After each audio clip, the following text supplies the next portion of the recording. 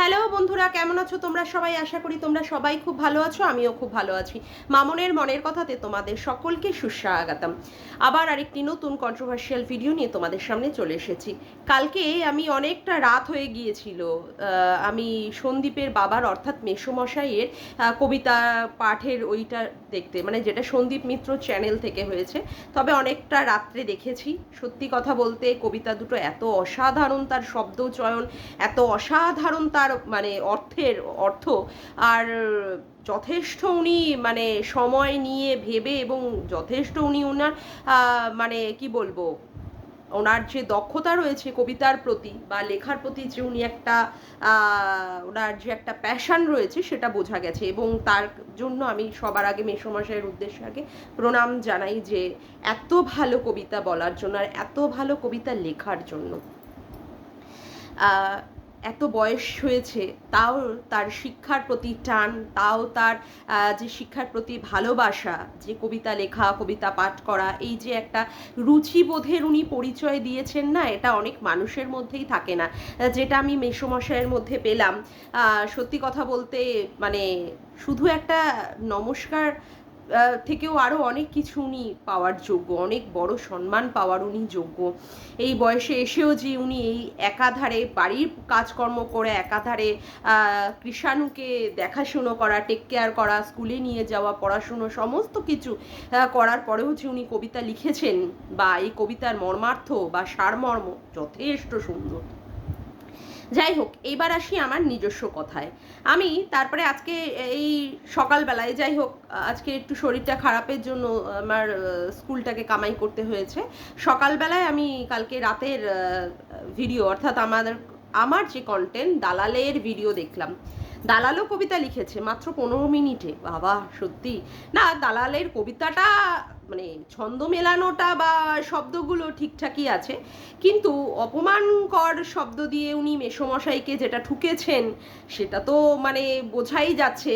এবং দালাল সেখানে বুঝিয়েছে শুধুমাত্র মেসোমশাই বা কেন একাই কবিতা লিখে কবিতা বলে ক্রেডিট নেবে, সেখানে তার মতো বহু গুণে সম্পন্ন, ঠিক আছে, বহু গুণের অধিকারী আমাদের এই দালাল, সে কেন একটা কবিতা লিখে সেখানে মানুষের সামনে প্রেজেন্ট করে সেখানে সে আলোচনার চর্চার বস্তু কেন হতে পারবে না, সেটাই বোঝানোর জন্য একটা কবিতা লিখিয়ে, যাই হোক কবিতা লিখে সে আমাদের কাছে সেটাকে বসে গেছে।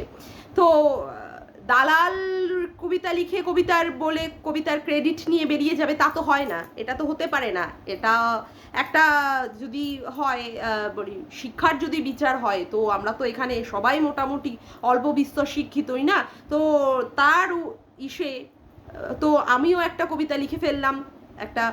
তো বান্তাই হে না হাক, মেসোমশাই কবিতা লেখার পরেই দালাল কবিতা লিখে কবিতাটা পাঠ করে ফেললো, সেখানে আমারও তো হাক বান্তা হে। তো কি বন্ধুরা, চলো একটা কবিতা হবে নাকি? অবশ্যই দালালকে নিয়ে, অবশ্যই। চলো তাহলে একটা কবিতা, আমি একটা নিজে থেকে রচনা করা একটা কবিতা জাস্ট তোমরা একটু শুনো মন দিয়ে, দেওয়ার পরে তোমরাই মূল্যায়ন করো কবিতাটা কেমন হয়েছে না হয়েছে। এসো তাড়াতাড়ি ওগো সুধীগণ, ওগো বন্ধুগণ, ওয়াইটির দালালের বহু গুণের করি বর্ণন। শিক্ষিত ডিগ্রিধারী, নাচে গানে কবিতায় রান্নায়, তবুও তার শ্বশুর বাড়ি সংসার তাকে কাদায়। শ্বশুর শাশুড়িকে বাবা মা বলে করেছিল সে আপন, তারাই দিল না তার যথাযোগ্য মূল্যায়ন। দিবারাত্রি অক্লান্ত পরিশ্রম করে যার জন্য, সেই স্বামীও অপমান করতে করে না কার পণ্য। ওয়াইটি দেখে তার একনিষ্ঠতা, প্রতিব্রতা, স্বামীর প্রতি কত ভক্তি, তবুও তার বনুর কাছে বলতে হয়েছিল সেই স্বামীতেই নেই তার আসক্তি। মনের গুপ্ত বাসনা ওয়াইটিতে যাকে ডেকেছিল সে ভাই, ওয়াইটিতে যাকে ডেকেছিল সে ভাই, মনের গুপ্ত বাসনা ছিল তার একটি চুমু চাই। বান্ধবীর ছেলেকে ভালোবেসে না হয় বলেই ছিল সে মিস ইউ, বান্ধবীর ছেলেকে ভালোবেসে না হয় সে বলেই ছিল মিস ইউ, তাই বলে সবাইকে সেটা নিয়ে তাকে জিজ্ঞাসা করতে হলো কিউ কিউ। না হয় সে করেই পরকীয়ার প্রমোশন, না হয় সে করেই পরকীয়ার প্রমোশন, তাই বলে সবাই তাকে করবে যার পরনাই অপমান। চরিত্রের বিশ্লেষণে আর সমালোচনায় সে ওয়াইটির এক নক্ষত্র খচিত নাম। চরিত্র বিশ্লেষণে আর সমালোচনায় সে ওয়াইটির এক নক্ষত্র খচিত নাম, তবুও তার বিবিধ গুণের দেয় না কেউ দাম। তা বন্ধুরা, আমার 15 মিনিটস না, আমার মোটামুটি এটা লিখতে প্রায় 45 থেকে 1 আওয়ার লেগেছে। একদম সত্যি কথা, কথাগুলো ভাবতে বলতে এটা লেগেছে। এবার আসি আমি কিছু মূল্যায়ন করতে। কালকে মেসোমশাই কবিতাটা যখন বলা শুরু করেছিলেন তখন উনি কথাগুলো বলেছিলেন যে অনেকেই ওনাকে কমেন্টস করছে, সেই কমেন্টসগুলো শুনে তার ভালো লেগেছে। সেখানে দালাল কি বলেছে, কমেন্টস কখনো শোনা যায়, কমেন্টস তো পড়তে হয়। বলছি অনেক শিক্ষিত তুই, হ্যাঁ, অনেক ডিগ্রিধারী তোর, ওরে বাপরে বাপ, ডিগ্রির তো সব নমুনা আমরা দেখছি। তা বলছি যদি সন্দীপ সেই কমেন্টসগুলোকে পড়ে পড়ে তার বাবাকে শোনায় তাহলে কি সে শুনবে না, তাহলে কি সে দেখবে কোনটা? পরবর্তীকালে তুই বলেছিলিস যে যদি কেউ তাকে শোনায়, তাহলে যদি তার ছেলে তাকে কমেন্টসগুলো পড়ে শুনিয়ে শুনিয়ে তার কথাগুলো তাকে বলে, তাহলে তো সে ব্যক্তি সেই কথাটাই বলবে না যে তার কাছে যারা যারা কমেন্টস করছে সেই কমেন্টসগুলো উনি শুনেই তার ভালো লেগেছে। এটা নিয়েও কন্ট্রোভার্সি, মানে মানুষকে খিল্লির কোন পর্যায়ে নিয়ে যেতে হয়, একটা বয়স্ক মানুষকেও তোর কাছ থেকে শিখতে হয়। আচ্ছা, যাই হোক, মেসোমশাইয়ের বলা কবিতার পরে তুই সেখানে তোর মতো করে একটা কবিতা বলা শুরু করলি। কি বলছিস তুই সেখানে মেসোমশাইকে, যেখানে তার মেয়েকে যথাযথ মর্যাদা তারা দেয়নি। সেই 3 মাসের বয়সের মেয়ের সময় তাদের পরিস্থিতি কি হয়েছিল, অর্থাৎ শিলা দেবী এবং শিলা দেবীর হাজবেন্ডের কি পরিস্থিতি হয়েছিল, সেখানে না ছিলিস তুই, না ছিলাম আমরা। সেখানে আমরা পুরোপুরি পরিষ্কারভাবে জানি না, এবং রুমালিও কিন্তু আমি যতদূর জানি তোদের কারোর সাথে কোনো রকমের কন্ট্যাক্ট করে তোদেরকে কোনো ইনফরমেশান দেয়নি। তো যেখানে কোনো ইনফরমেশান তুইও সেইভাবে পরিষ্কারভাবে জানিস না বা আমরাও জানি না, সেক্ষেত্রে তুই বারংবার কি করে তাদেরকে অপমান করতে পারিস, কি করে? আর যে মেয়ের কথা বলা হচ্ছে, যার মা বাবা তাকে নাকি ছুঁড়ে ফেলে দিয়েছে, তো আমি ধরে নিলাম তার বাবা মা তার সাথে অন্যায় করেছে, ঠিক আছে, তোর কথার ক্ষেত্রে বাবা মা তার সাথে জাস্টিস করেনি ঠিক মতো, ওকে। তার মেয়ে মানে যদি সেই রকম ভালো মেয়েই হতো তাহলে তার মেয়েই বা কি করে তার মা বাবাকে এইভাবে অপমানিত বা এই রকম চরম অপমানজনক কথাও বা বলতে পারে, তার মেয়ে কি কোনো রকমে তার বাবা মায়ের সাথে যোগাযোগ করেছিল, বা তার মেয়ের যতটা করার দায়িত্ব, যে একটা মেয়েকে সন্তানকে জন্ম দিয়েছে মা, সেই যে জন্ম দেওয়ার যে একটা কৃতজ্ঞতা, যে জন্ম দেওয়ার যে সেই একটা কি বলবো যে একটা দাম, সেই দাম কি তার মেয়ে দিয়েছিল? আজকে নয় বাবা মা খারাপ, বুঝে নিলাম বাবা মা খারাপ, বাবা মার মতো এইরকম খারাপ বাবা মা হয় না এর বাবা মার মতো, কিন্তু মেয়েও কি তার যথাযথভাবে যোগ্য মানে সন্তান হওয়ার সে কি পরিচয় দিয়েছে? যারা তার মাকে অপমান করেছে, যারা তার ভাইকে অপমান করেছে, যারা তার বাবাকে অপমান করেছে, সেই সমস্ত কন্ট্রোভার্সি ক্রিয়েটারদেরকে সে তোল্লাই দিয়েছে। সে সেইভাবে কোনো রকমে তাদেরকে কোনো রকমের পানিশমেন্টের কোনো একটাও মানে সে করেনি যে কি করে তার বাবা মাকে এইভাবে অপমান করতে পারে। হতেই পারে কারোর মধ্যে, কারোর সাথে মা বাবার সাথে সন্তানের আন্ডারস্ট্যান্ডিং মিসআন্ডারস্ট্যান্ডিং হতেই পারে, তাই বলে কারোর মায়ের রেট বেঁধে দিয়েছে, কারোর মায়ের গর্ভটাকে নোংরাভাবে কথা বলেছে তার মায়ের গর্ভ নিয়ে, সেখানেও পর্যন্ত মেয়ে নিরাকার নিশ্চুপ হয়ে রয়েছে, তাহলে তো সেখানে বোঝাই যাচ্ছে সেই মেয়ে কতটা শিক্ষিত, সেই মেয়ে কতটা তার বাবা মায়ের সন্তান হওয়ার মানে সন্তান যে সে হয়েছে তার বাবা মায়ের কতটা সে দাম দিচ্ছে, বোঝা গেছে। এইবার আসি তোর কথায়। আজকে আমি আমার কবিতার মাধ্যমে তোর যথাযথ মূল্যায়ন আমি করেই দিয়েছি, সেটা তুইও ভালো বুঝতে পারবি যদি তোর কাছে যায়।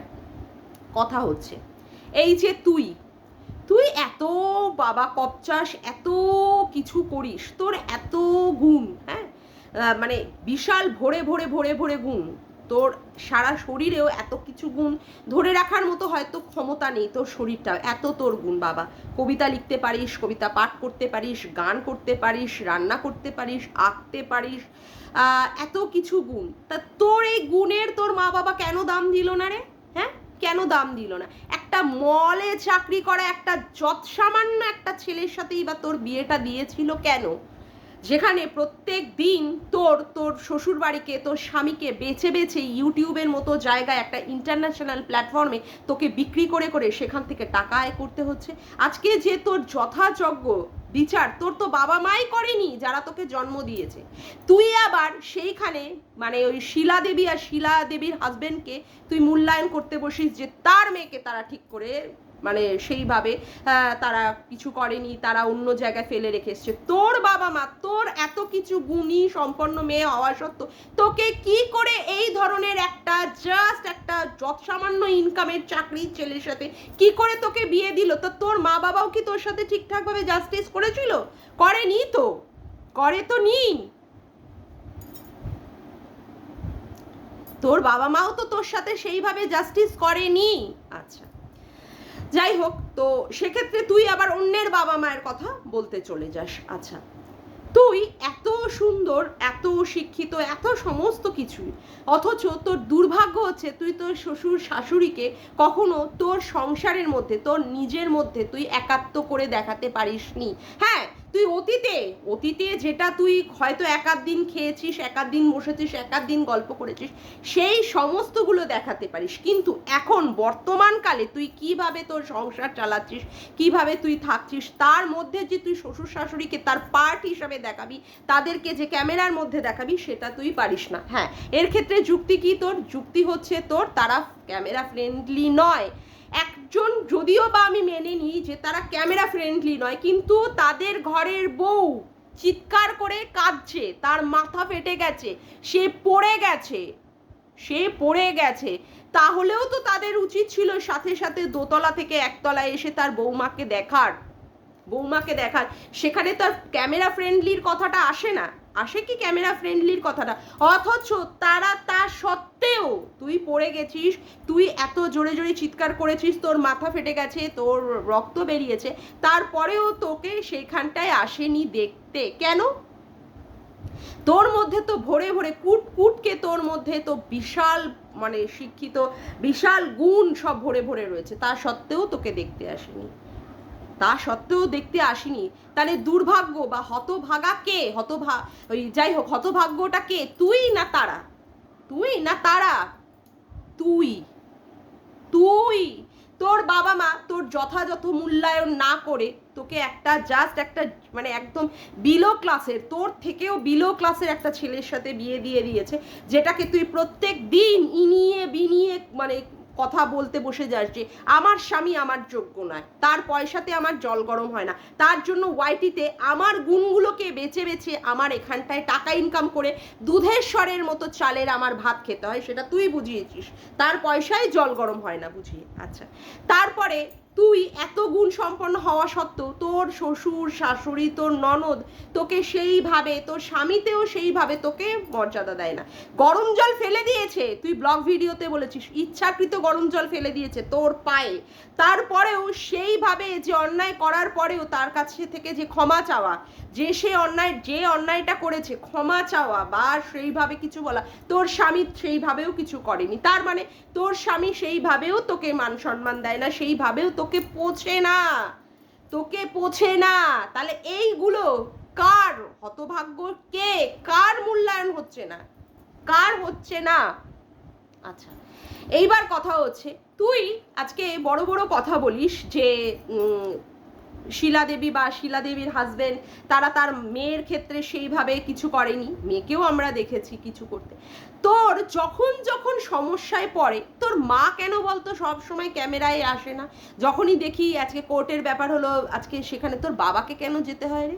আদৌ কি তোর ওটা নিজের মা? আমার কিন্তু একটা বিগ প্রশ্ন আছে, আমার কিন্তু মনে হয় যে ওটা তোর নিজের মা না, কারণ সন্তানের কোনো সমস্যাই হলে যদি তার মা সুস্থ থাকে তাহলে তার মা সঙ্গে সঙ্গে তার মেয়ের কাছে চলে আসবেই। সেখানে তোর মাকে আসতে দেখি না, তোর বাবাকে আসতে দেখি কেন রে? মা কি তাহলে সৎ মা? হ্যাঁ, আবার সন্তানেরও তো দায়িত্ব থাকে, সন্তানেরও তো দায়িত্ব থাকে তার মা বাবাকে দেখাশুনো করার ক্ষেত্রে, এবং সন্তানের যেমন দায়িত্ব মা বাবারও। দেখ তোর মা সেইখানে কোথায় যায়, তোর মেজ বোনের বাড়িতে গিয়ে সেইখানে তাদের দেখাশুনো করে, তার বাচ্চাটাকে বেবি সিটার আয়া সেই হিসাবে করতে পারে, কিন্তু তোর ক্ষেত্রে সেটা তুই কোনো দিনই করতে পারিস না, এবং তোর মা তোর কাছে আসেই না, আসেই না, তোর ফোনই ধরে না। তুই ফোন করিস, তুই তোর ব্লগ মানে সেটাই বলেছিস, তোর ব্লগিংয়েই বলেছিস যে তুই ফোন করছিস, তোর মা ধরছে না, তার মানে কতটা তোকে মূল্য দিচ্ছে, কতটা তোকে মূল্য দিচ্ছে। তুই নিজেই যেখানে মূল্য পাস না, তুই সেখানে অন্যের লোকের মূল্যায়ন করতে চলে যাস। আচ্ছা, এবার আসি, তোর এমন পরিস্থিতি, পরকীয়ারতা মহিলাগুলো তোর কাছে দৌড়াতে দৌড়াতে দৌড়াতে ছুটতে ছুটতে ছুটতে সোনা দিদি, দিদি ভাই করে করে ডাকতে ডাকতে চলে আসে। ওকে, এত তোকে ডাকে, তোর কমেন্ট বক্সে সে কমেন্ট করে, তুই সেটাকে পিন করে দিস। ওকে, তোকে এত ডাকান ডাকে, হাতে ধরে পায়ে ধরে সমস্ত ধরে তোকে নিয়ে যায়, ভালো কথা। তারপরেই কিছুদিন যেতে না যেতেই তুই তাদের কিন্তু প্রমোশন করছিস, তুই তাদেরকে তা বোঝাচ্ছিস যে তারা অসহায় নিরীহ গো বেচারা, তাদের সাথেই অন্যায়গুলো হয়েছে, তারা আর অন্যায় কিছু করেনি, এত অসহায় এত নির্যাতিতা, কারোর স্বামী আবার কাউকে একদিন মাত্র শারীরিক সম্পর্কের সুখ দেয়, কারোর স্বামী আবার 1 বছর তাকে একদম ফেলে রেখে দিয়েছিল, ছোঁয়নি। ও বাবা, তাহলে 1.5 বছরের মাথায় তার কি করে মানে বাচ্চা হলো বা সন্তান এলো, এরকমই মনে হয়, জানি না, যদি তাকে নাই ছুঁয়ে থাকে। ওকে, যাই হোক, পরের কথা।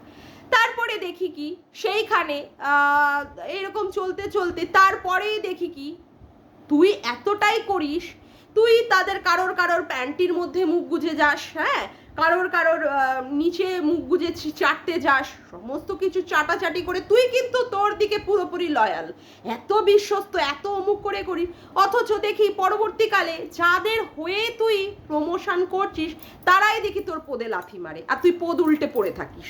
এটা দেখি, এটা হয়, হ্যাঁ বন্ধুরা, ঠিক না? কথা হচ্ছে কেন রে, এই যে মন্দিরা, এত মন্দিরাকে চাটন দিলি দিলি দিলি, ওরে বাপ রে বাপ, সেখানে দন্তকলি মানে প্রিয়াও এসে, মানে প্রিয়াই তো মনে হয়, যাই হোক,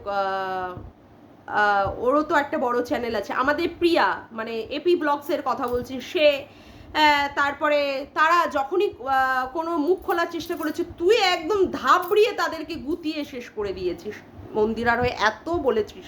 মন্দিরা সেখানে কি ডোমেস্টিক ভায়োলেন্সের শিকার, তার বর তাকে দিয়ে খাটায়, একটা কাপুরুষ, একটা নপুংসক, অকর্মণ্য, অপদার্থ, কত কিছু বলেছিস।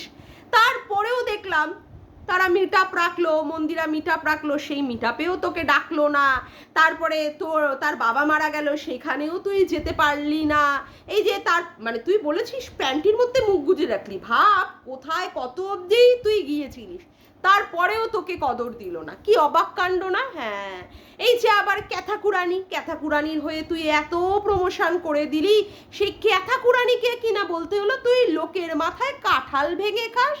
সিরিয়াসলি কি করে পারে রে এরা এইরকম বলতে, কি করে করে, আমি তো সেটাই বুঝে পাই না।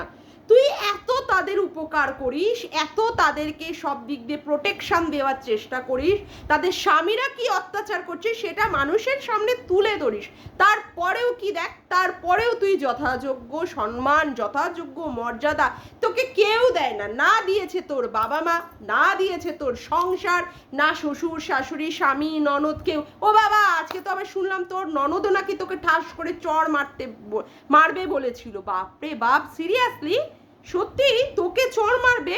তোর মতো এরকম গুণবতী কি করেছিলিস তুই, এত সাহস তোর ননদের, বাপরে বাপ, সত্যি ভাবা যায় না, যাদের জন্য তুই প্রাণপাত পর্যন্ত করে দিতে রাজি। হ্যাঁ, এই যে ওয়াইটির দাদা ভাই, এত তুই তাকে ভাই ভাই ভাই ভাই এত ভাই ভাই করেছিস, হ্যাঁ, এত তুই তার সাথে ডার্লিং অমুক তমুক করেছিস, তুই যে তারে চুমু খেতে চেয়েছিলিস, বা তুই যে তার ক্যাকটাসে দেখবি বলেছে বসতে চেয়েছিস, কি কতটুকু ছোট না বড়, মোটা না সরু, সেইগুলো সে সবার কাছে এক্সপোজ করে দিল।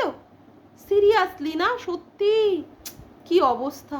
এই যে তুই বান্ধবী মানে জয়িতাদির কথা বলছি, এত এত এত ভাবে তার সাথে পুরো মানে এত ফ্রেন্ডলি তোর সম্পর্ক, যাই হোক সেই বান্ধবীর ছেলেকে না হয় তুই একটু মিসিও বলেছিস, তাই লোকে কি করতে বসে গেছে, তোকে প্রশ্ন করছে কেন বলেছিস, কিউ বলেছিস, কিউ কিউ কিউ। সিরিয়াসলি সত্যি দেখ, আমি এটাই বুঝে পাই না তোর মধ্যে যে এত ভালো জিনিস সব কিছু থাকার সত্ত্বেও তোর এত ভালো গুণ, সবার সাথে মিশতে পারিস, সবার সাথে মানে মিশে যেতে পারিস, সবাইকে মনের কথা বলে দিস, সেই সবাই আবার কি করে বলতো, তোকে ঠিকঠাক মতো করে মানে ওয়াইটির মতো এইরকম একটা ইন্টারন্যাশনাল প্ল্যাটফর্মে তোকে এক্সপোজ করে দেয়। সত্যি না, কি অবাক কাণ্ড বলতো, তোর যে সঠিক মূল্যায়নটা কিছুতেই হয় না, কিছুতেই হয় না। আজকে দেখ ক্যাথাপুরানি বাড়ি থেকে চলে গেছে, মানে শ্বশুর বাড়ি থেকে চলে গেছে, তার ছেলেটাকে নিয়ে তার শ্বশুর মানে ক্যাথাকুরানির শ্বশুর কিভাবে স্কুলে নিয়ে যাওয়া, স্কুল থেকে নিয়ে আসা, সন্ধ্যার সময় পড়তে বসা, ও তুই আবার সেটাকে বলেছিস ওই মানে ভদ্রলোক ওই তার কেটে কেটে ABCD বানিয়েছি, তুই বলেছিস প্লাস্টিকেরই পাওয়া যায়, ওরা না প্লাস্টিক ফু দিলেই ওরা আনতে পারে, এরকম ফু দেবে আর সাথে সাথে ওই প্লাস্টিকের ABCD আনতে পারা যাবে। কিন্তু কোথাও ওনার মনে হয়েছে যে এইভাবে যদি বানিয়ে বানিয়ে দেখায়, বাচ্চাটা ওই বানানোটাও দেখছে, শিখছে যে কিভাবে তৈরি করতে হয়, আর তারপরে তার সাথে সাথে ওই ABCD গুলোও শিখে যাবে যে কিভাবে ABCD কোনটা ABCD বা কোনটা কি, ওনার মধ্যে সেই ক্রিয়েটিভিটি উনি ওনার নাতির মধ্যে ছড়াতে চায়। আচ্ছা যাই হোক সেটা পরের কথা, যে সেটা দেখিয়েছে যে দাদু, অথচ আর এক দেখ ক্যাথাপুরানির বাবা মা কিভাবে প্রত্যেক দিন ভিডিও, আও ভক্তির ভিডিও, পরিবারের ভিডিও, সব ভিডিও নামতে বসে যাচ্ছে। দেখ একজন দাদু, একজন ঠাকুর দাদা তার নাতিকে কিভাবে পড়াশুনো শেখাবে, কিভাবে সমাজে দাঁড় করাবে, এত চিন্তা ভদ্রলোকের, সেখানে কেটে কেটে বাচ্চাকে শেখাচ্ছে, এরম করছে, তার মধ্যেও সে ভদ্রলোক কবিতা লিখেছে। আর এক দাদু কি করছে, আর এক দাদু হচ্ছে তার ভুঁড়িটাকে নিয়ে এরকম এরকম এরকম এরকম সন্ডা মার্কা একটা ভুঁড়ি নাচাতে নাচাতে রিলস বানাচ্ছে, আবার ভিডিও বানাচ্ছে। কি সুন্দর না সব শিক্ষার পরিচয়, হ্যাঁ কি সুন্দর শিক্ষার পরিচয়। কিন্তু তুই সেই ব্যাপারটাকে নিয়ে কিন্তু হাইলাইট করে ক্যাথাকুরানির এগেনস্টে গিয়ে বলতে পারছিস না, তাই না? আর একটা কথা, আমি আর একটা কথাও ভাবছি, এই যে মানে কথা হচ্ছে যে আজকে সন্দীপের বাবা কিভাবে তার বাচ্চাটাকে টেক কেয়ার করে করে দেখাশুনো করে রাখছে, সেখানে তোর মনে হয় না যে এইভাবে নোংরাভাবে কন্ট্রোভার্সি না করে তুইও তাদেরকে একটা বংশধর দেওয়ার চেষ্টা কর, বা উত্তরাধিকার দিয়ে সেখানে তোর শ্বশুরকে সেই বাচ্চার টেক কেয়ারের দায়িত্ব দিয়ে তুই সেখানটা একটা রিল্যাক্সে থাক, সেটা তোর মনে হয় না?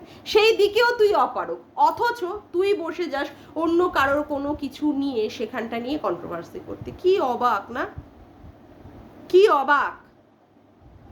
তোর মধ্যে কত কমতি কত খামতি রয়েছে, তারপরেও কি তুই লোকের দুর্বল জায়গাগুলোকে টেনে টেনে টেনে টেনে খুঁচিয়ে খুঁচিয়ে খুঁচিয়ে খুঁচিয়ে ঘা করিস। স্বামী যাকে কিনা এত সেবা দিচ্ছিস, এত বাপরে বাপ, সকাল বিকাল সবসময় স্বামীর প্রতি পরায়ণ, সেই স্বামীও তোকে বলছে আস্তে কথা বলো, উপর থেকে বলে আস্তে কথা বলো। কি একটা শিক্ষিত মেয়ের কি মূল্যায়ন, সেখানে তার কথা বলারও স্বাধীনতা নেই, তাকে আবার তার বাড়ির লোক বলে, ননদে বলে চড় মারবে, এই হচ্ছে একটা শিক্ষিত মেয়ের মূল্যায়ন। সিরিয়াসলি তুই আবার অন্য লোকের মানে মূল্যায়ন করতে বসে যাস, হ্যাঁ? কেউ একটা কবিতা লিখেছে তার এগেনস্টে টিটকিরি মার্কা কবিতা, তুমি একমাত্র কবিতা লিখতে জানো, তুমি একমাত্র শিক্ষিত ডিগ্রিধারী, আর সবাই কি, সবাই সবাই কি মূর্খ? সবাই মূর্খ। তুমি কালকে রাত মানে রাত্রেই ভিডিও করেছো, সকালে আমার সকাল থেকেই মাথার মধ্যে প্ল্যান চলছিল যে আমিও কবিতা বানাবো তোমাকে নিয়ে। একটা নোংরা অসভ্য হতচ্ছাড়ি পরকীয়ার করা মহিলাগুলোই ওর ওখানটায় চলে যায়, আর ও পরকীয়ারত মহিলাগুলোকে নিচটা পুরো চাটন দিয়ে সাফা পোছা মোছা করতে বসে যায়। এত একটা অসভ্য, ছি। সমাজের একটা কুলাঙ্গার মহিলা কোথাকারে, সমাজকে কোনো বার্তা দেওয়া নেই, শুধু আছে নোংরামি পানা, শুধু আছে অসভ্যতামি পানা, ছি। অখাদ্য একটা মহিলা। সন্দীপের বাবার মূল্যায়ন করতে বসেছিস তুই, হ্যাঁ? সন্দীপের বাবার ওই রকম একটা বয়স্ক মানুষ সমস্ত কাজ করেও এই রকমভাবে যে একটা কবিতা লেখার মানসিকতা রেখেছেন, কবিতা লিখেছেন, সেটাকে আবার বলেছেন সেটার অ্যাপ্রিসিয়েট না করে তুই তোর বলা কথাগুলোকে নিয়ে চচ্চড়ি বানাচ্ছিস, ভাজা ভাজা করছিস। হ্যাঁ, অসভ্য হতচ্ছাড়ি কোথাকারে, অসভ্য। তোর বাপকে বলতো এরকম একটা কবিতা বলে, একটা লিখে কবিতা বলতে, তোর বাপকে বল না। তুই তো তোর বাপের একটা শিক্ষিত মেয়ে, তোর কবিতা লিখতে বল, কবিতা লিখতে বল তোর বাপকে। দেখ প্যান্ট দিয়ে হাগা বেরিয়ে যাবে, প্যান্ট দিয়ে তোর বাপের হাগা না বেরিয়ে যায়, লাল সুতো না বেরিয়ে যায়। অসভ্য জানোয়ার ছেছড়ি মহিলা কোথাকারে। যাকে আজকের মতো ভিডিওটা আমি এখানেই শেষ করলাম। আমার ভিডিওটা যদি তোমাদের ভালো লেগে থাকে তবে অবশ্যই একটি লাইক করো, কমেন্ট করে শেয়ার করো, আর চ্যানেলটিকে বেশি বেশি করে সাবস্ক্রাইব করে রেখো, আর অল নোটিফিকেশান বেলটিকেও অন করে রেখো এরকম নতুন নতুন ভিডিও পাওয়ার জন্য। আজকের মতো আসি বন্ধুরা, আবার দেখা হচ্ছে একটি নতুন ভিডিওতে। বাই।